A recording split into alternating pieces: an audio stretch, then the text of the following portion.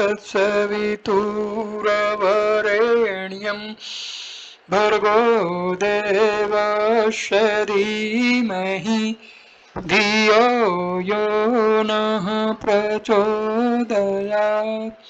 Om Shanti Shanti Shanti. Namaste my dear friends. In this video I am going to explain the process of self-realization through self-enquiry as revealed by Bhagwan Sri Satya Sai Baba. Bhagwan says the entire cosmos is governed by God. God is governed by truth. Truth is governed by the supreme wise. Such a noble one is equally divine. The entire cosmos is subject to the sway of the divine. The cosmic divine Lord is governed by truth. That truth is governed by a Uttama, supremely wise person. Such a noble being is the very embodiment of God. Uttama Para Devata. God is the embodiment of time. Time is eternal. It has no end. It is boundless. As against this eternal time, the lifespan of man is very limited. Because of his limited time span, man is bound by the passage of time in terms of hours, days, months and years. All the latter are by their intrinsic nature transient.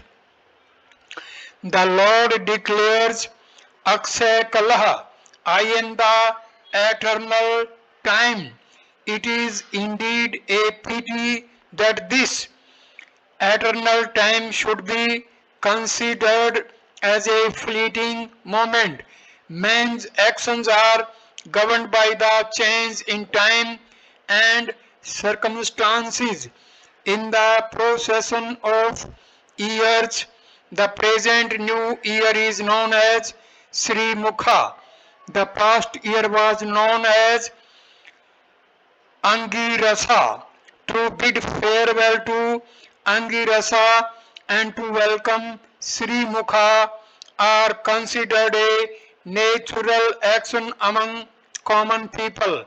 Not realizing the infinite and sacred nature of time, man set bounds of time and bid farewell to 1 year and extend welcome to a new year.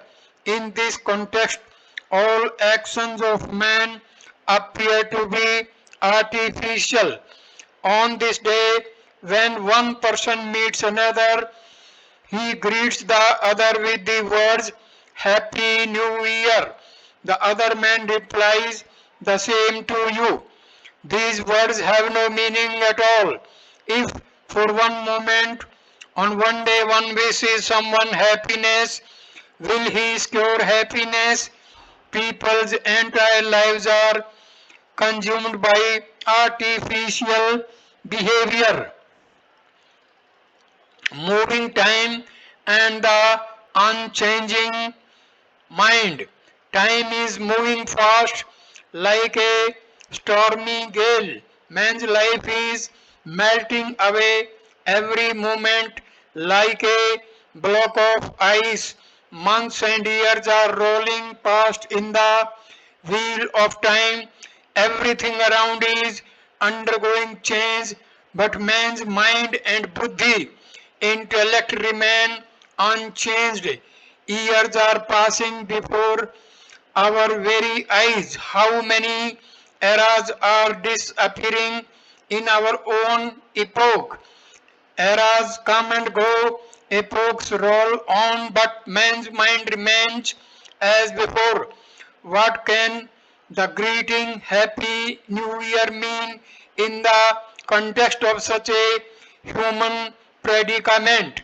It appears to be a scene in a drama on the worldly stage. Elimination of desires leads to mukti. The practice of offering worship and revering elders on New Year's Day also appear to be artificial acts in a play on life stage. When the source of all happiness is within you, if you go about seeking happiness from others, it is unnatural. If you desire to elevate yourself and attain a higher level, you have to adopt the appropriate means. This does not mean trying to fly like birds. What you aspire for is mukti, liberation.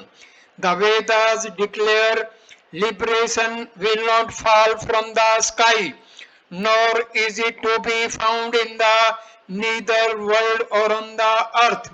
It can be got only by the elimination of desires which constitute knots in the heart. To take an illustration from daily life, bits of paper or pieces of cotton float in the air because they are lighter than air. Man is unable to go up spiritually because he allows himself to be weighed down by the heavy loads of his mam- mamakara and ahankara, possessiveness and pride. Man is becoming heavier every day. His desires are getting insatiable. His selfishness and self-interest are reaching the skies. How can a heavy loaded mind and overburdened senses help man to attain liberation? This is impossible. A man seeking liberation cannot attain it by merely revering elders or practicing meditation. These are formal acts. By these artificial means one cannot realize the sacred, subtle and boundless experience of the divine. Moksha, liberation is not a specific place, nor is it something that can be got from any perceptor or other person. To realize one's own true self is liberation. Obsessed with the external world, preoccupied with the acquisition of external objects, man's life is becoming more and more burdensome every day. Only by getting rid of these burdens can one hope to ascend spiritual heights. Spirituality is associated today with exercises like attending religious discourses, reciting slokas, counting beads, and conducting bhajans. It is imagined that by these means liberation can be secured. This is not real spirituality. At the outset, the animality in man has to be got rid of. Getting rid of the animal qualities, entering into the human estate, man should embark on the realization of the divine. Man should be engaged in perpetual enquiry. In every man, animality, humanness, and divinity are present. Today, what is happening is the growth of the animal tendencies in man. As a consequence, qualities like kindness, compassion, and sympathy are not to be seen anywhere. Selfishness and self interest are animal qualities. An animal is only concerned with external objects. It has no internal vision or any power of discrimination.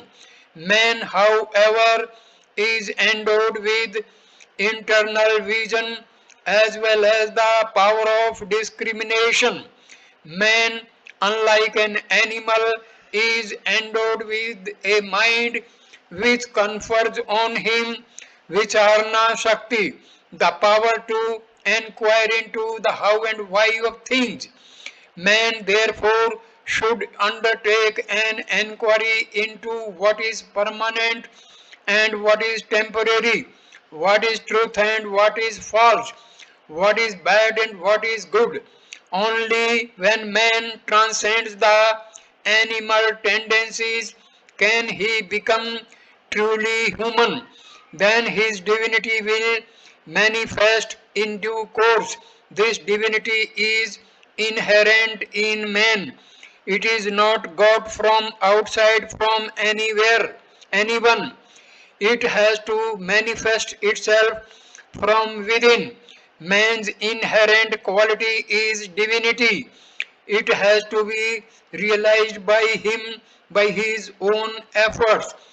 The Atmic principle is not derived from an external force, it is based on an internal source.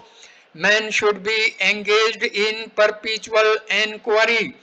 He has to realize his humanness because of the influence of the Kali age. Humanness has declined. Wickedness, immorality, cruelty, and other vices are growing beyond all limits. Men are behaving worse than animals. They are harassing the innocent and the ignorant. They are behaving as demons. Realize that the same spirit dwells in all beings. To get rid of the demonic qualities, to get rid of the demonic qualifies, man has to embark on self-enquiry. Who am I? Scriptural scholarship is of no avail in this enquiry. Atmic bliss, Atma Ananda can be realized only by recognizing that the same spirit dwells in all beings. This realization can be got only by spiritual enquiry. Conning the slokas of the Bhagavad Gita will not rid a man of his sorrow. The transformation must take place within. Today is celebrated as Yugadi because it is the first day in the month of the new year, marking the beginning of Vasanta Ritu, spring season of the four yugas, Krita, Treta, Dwapara and Kali. The present yuga is called Kali Yuga. In truth, it is Kalaha Yuga, the age of discord. There is discord everywhere between husband and wife, between preceptor and pupil, and every other relationship. What is the reason for this discord? The absence of mutual trust. No one trusts another. As a result, hatred and bitterness are growing in the social, ethical, political, economic, and every other field. There is discord even in the scientific field. The lack of trust has blinded people towards each other. Believe in the sacred pronouncements of Vedas. People have belief in things which should not be believed but do not believe that which they ought to believe. People are ready to believe in the statements of the author of an almanac or the predictions of a parrot kept by a pavement astrologer or a roadside palmist, but will not believe in the sacred pronouncements of the Vedas. The Vedas have declared तत्त्वम असि अहम ब्रह्मा अस्मि सोहम thou art that I am Brahman I am he The Vedic dictum Soham is confirmed by the inhaling and exhaling that go on in everyone, but no one believes in it. People believe in the films, in novels and newspapers and many other sources, but one does not believe in the truth of his own Atma self. As a result, man is growing weaker and losing his humanness because of the lack of faith in his own self. A man without Atam Viswasa, self-confidence, is no man at all. Without self-confidence, how can he get self-satisfaction? Lacking self-satisfaction, how can he hope for self-realization? This is impossible. Hence, the mention of self-realization has to be erected on the foundation of self-confidence, with the walls of self-satisfaction and the ceiling of self-sacrifice. Confidence is at the root of it all. Live with faith and confidence. Duty of spring is called Vishnu Priya. The new year day begins with nature shining in all her glory, decked with flowers, with the tender leaves rustling in the wind and the cuckoo's calling on its own mate in mellifluous notes. Visantha Ritu, spring season has come in all its beauty and freshness. It is the season when nature presents her most beautiful and glorious appearance. The beauty of the spring season has been dubbed Vishnu Priya, beloved of the Lord. Indeed, it is not merely dear to the Lord, it is the very form of the Lord. There are well-known sayings. Alankara Priyo Vishnu. The Lord loves adornment. Namaskaro Arun Priyaha.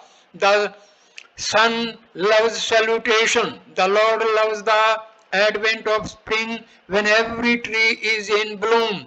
Today we are welcoming this spring, but it is not enough to greet it on one day. Some people figure the position of the planets at the commencement of the new year and try to predict the shape of things to come. The new year should not be judged by its name Sri Mukha. It is well known that there are many who belie their names. Sri means happiness, honor, auspiciousness. The year makes its appearance with a happy, respectful and auspicious face. But the prospects for the year are the very opposite of what the name suggests. Astrologers make their predictions on the basis of the relative position of the planets. The sun is expected to confer sodium valor. The moon is said to confer prosperity. Rahu is expected to confer inner strength. Rohini will confer happiness. Shani, Saturn will confer physical fitness. But during this year, the results will be contrary to these beneficial effects. The dangers that the country is to face. One of the consequences is the thinning of the ozone layer above the earth. As a result, there is the threat of fire disasters. There are also threats from bomb blast of the kind you have noticed in newspaper reports. The country is faced with such dangers from man-made calamities.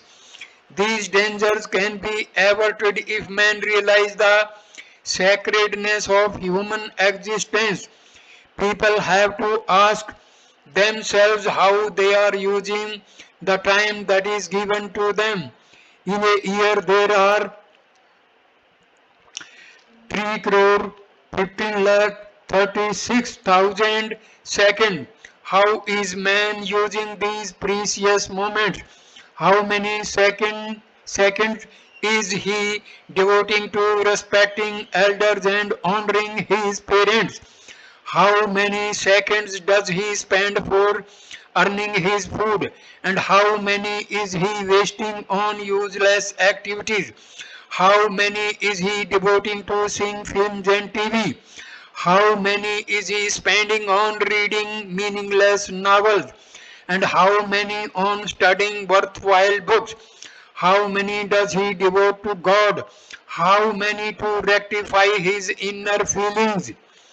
If this sort of inquiry is made, it will found that the average man spends most of his time on mundane activities. Not even 10 minutes or 10 seconds are devoted wholeheartedly to spiritual inquiry or self-examination. All are ostensibly engaged in the pursuit of truth. All are devoting their time to God. They go on pilgrimages, but even in these trips, they do not concentrate their thoughts on God for a few moments. They don't make any internal inquiry to seek the truth and experience God. There is no need to go out anywhere. By going to a forest or visiting temples, the inner being is not purified. Renouncing all worldly things, one must explore his inner life. This prescription of sacrifice is what is the Vedas recommended for attaining immortality. Practice is more essential than percept. Those who claim to be sadhakas, spiritual aspirants, are really striving for selfish ends. The divine is omnipresent. To experience the divine, you have to undertake an inquiry with a steady mind. People today pursue studies all their life but hardly practice what they have learned. Practice is more essential than the mere acquisition of knowledge. It is not accumulation of information that is important, but the transformation of himself. Of what use is all the information you have gathered? How many of it have you put to practical use? How much bliss you have derived from it? The answer will be a zero in gathering information, a zero in putting it into practice. In this way, life is being wasted rather than being purposeful. The first step is for each one to comprehend his true self. In many cases, as they grow in years and study more and more books, they develop doubts.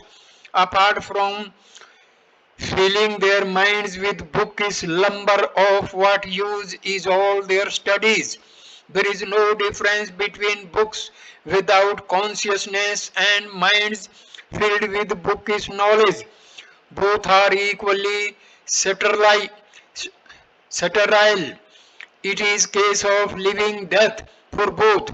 Both book knowledge without practice may be useful for teaching others but is of no value to the man himself. A man who does not practice what he preaches is wasting other people's time. To begin with, make right use of your time. In this context, I repeatedly advise students and others to reduce their talk. Engage yourself in spiritual inquiry and practice at least a fraction of what you learn. Today we are supposed to bid adieu to the old year Angirasa and to welcome the new year. But in fact, we should not bid farewell to Angirasa because the name suggests the presence of the divine in every anga, limb of our body. Welcome all the years. Don't give a send off to any year. Develop equal mindedness towards everything. Do not brood over the past. The joy experienced will be in inverse proportion to your desires. The greater the desire, the less the happiness you will experience. Therefore, try constantly to reduce your desires.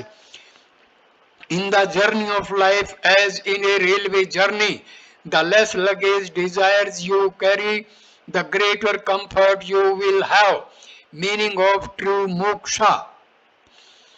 Embodiments of love recognize what holiness is associated with human life, but because of the vagaries of the senses, man develops attachments to various objects and persons entirely for selfish reasons. All the love he professes is not out of affection for others but out of self love. If this selfishness goes, there will be real oneness. Both love and hatred will be absent. There will be santhavam, self-mindedness, equal-mindedness. There will be no sense of separateness. That is true moksha, liberation. Moksha does not mean attaining some divine state. Divinity is within you. All you have to do is to manifest it. That which does not exist will not come forth. That which exists will not go away. Everything is present here and now. Hence there is no need for any search for or for any sadhana. Whatever you do, do it as an offering to God. Do not make a distinction between my work and God's work. When you make a division, you give rise to enmity because of differences. Where there is enmity, there is no room for divinity, purity, or unity. When you install God in your heart, there is no room in it for anything else. But today's aspirants treat the heart as a musical chair. They go on from one Swami to another and shift from one kind of sadhana to another. Of what avail is this kind of merry-go-round? It is a waste of time and of life itself. One, one heart, one thought, one God, one goal.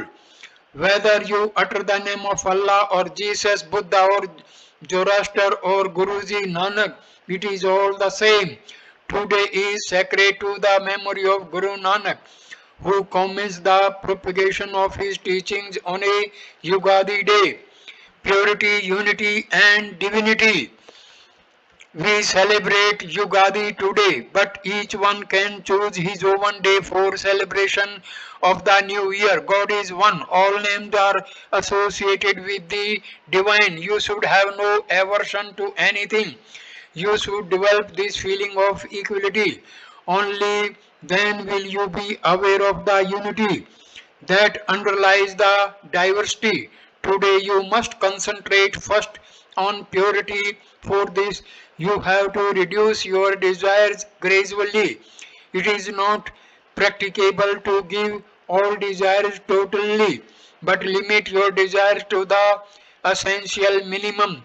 Do not cherish excessive or endless desires in respect of wealth or other possessions.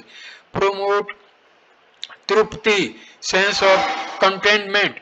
The discontentment loses everything. Only the contented man can experience real joy. The man with endless desires is the poorest man. The man with no desires is the richest man. The rich man can have no sleep. You must no doubt earn enough to meet your reasonable needs, but excessive wealth is undesirable. Cultivate human values. People have been listening to spiritual discourses. How far are they practicing the teachings?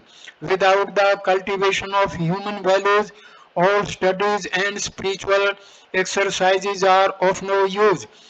If each examines himself, he will find how far he has failed in this respect. Ramakrishna Paramahansa once slapped Rani Rasmani on the cheek at a spiritual gathering when he noticed that while appearing to follow his discourse, her mind was thinking about some legal matters. Many resented Swami Ramakrishna's action, but after his explanation, the Rani admitted her lapse. Today, no one can inflict punishment on erring devotees. Each has to examine his own lapses and correct himself. It is not very important that you should rejoice over the advent of the new year. You should develop new ideas and ideals. Feel your oneness with all, because the same divine dwells in everyone. Do not hate anyone or any religion. Embark on self inquiry to acquire self knowledge. For the refinement of the heart, the first requisite is seeking Satsanga, company of the good. It is because you have assembled here that you have been able to derive the benefit of Swami's message. Along with good company, you must listen only to what is sacred. Ramayana and Mahabharata are very sacred books which will directly tell us about many things, especially the ways in which we have to conduct ourselves. Ramayana and Mahabharata will help us in our daily life. Like our two eyes, we are not able to know the trite value of these jewels, and we think that Mahabharata is merely a battle between the sons of two brothers, and that Ramayana is a story wherein a demon stole away the wife of Rama and Rama again won her back. It is not like that. And these two epics are like the heart and the head of India, are as vital to India as the heart and head are to a human body. Thank you for watching this wonderful video. Namaskar, my dear friends. Thank you. Sai Ram.